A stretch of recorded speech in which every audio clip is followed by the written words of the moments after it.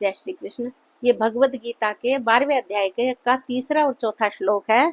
मई ये तो अक्षरम निर्देशम मैं व्यक्तम परिउपासते सर्वत्र गम चिंतम च कूटस्थलम चलम ध्रुवम सन्निन्येन्द्रिय ग्रामम सर्वत्र संबुद्धया ते प्राप्नुवन्ति मामेव सर्वभूत हिते रता। जो अपनी इंद्रियों को वश में करके अचिंत्य जो चिंतन में ना आ सके, सब जगह परिपूर्ण अनिर्देश्य कुटस्थ अचल ध्रुव और अक्षर और अव्यक्त की उपासना करते हैं, वे प्राणी मात्र के हित में रत और सब जगह संबुद्धि वाले मनुष्य मुझे ही प्राप्त होते हैं। ऐसा भगवान ने इन श्लोकों में बोला है। सगुणोपासक और निर्गुणोपासक दोनों ही प्रकार के साधकों के लिए, यानी मूर्ति पूजा और जो एक ओमकार को भजते हैं, उन दोनों ही प्रकार के साधकों के लिए संपूर्ण प्राणियों के हित का भाव रखना जरूरी है। संपूर्ण प्राणियों के हित से अलग अपना हित मानने से अहम अर्थात व्यक्तित्व बना रहता है, जो साधक के लिए आगे चलकर बाधक होता है। वास्तव में कल्याण अहम के मिटने पर ही होता है। अपने लिए किए जाने वाले साधन से अहम बना रहता है।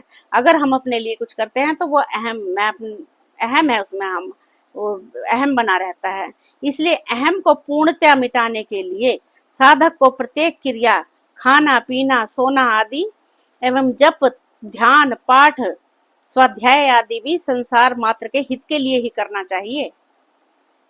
संसार के हित में ही अपना हित निहित है। भगवान ही मात्र शक्ति परहित में लग रही है, भगवान की मात्र शक्ति परहित में लग रही है। यही समझना चाहिए कि भगवान की ही दी हुई शक्ति है जो परहित में लग रही है।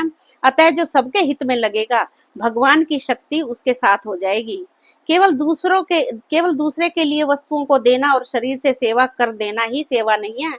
देखो कितनी बड़ी बात है, भक्ति में कितना वो है कि केवल दूसरे के लिए वस्तुओं को देना, शरीर से सेवा कर देना ही सेवा नहीं है। प्रत्युत अपने लिए कुछ भी न चाहकर दूसरे का हित कैसे हो, उसको सुख कैसे मिले, इस भाव से कर्म करना ही सेवा है। अपने को सेवक कहलाने का भाव भी मन में नहीं रहना चाहिए।